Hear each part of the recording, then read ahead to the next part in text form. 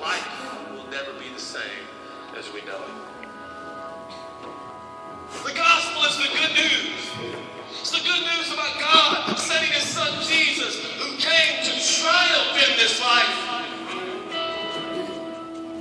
who came to live a sinless life, a perfect life, a selfless life, that he would give his life as a sacrifice on the cross.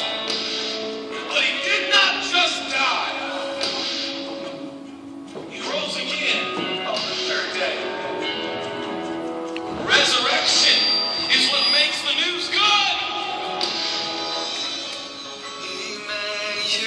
Emmanuel, you are here with us.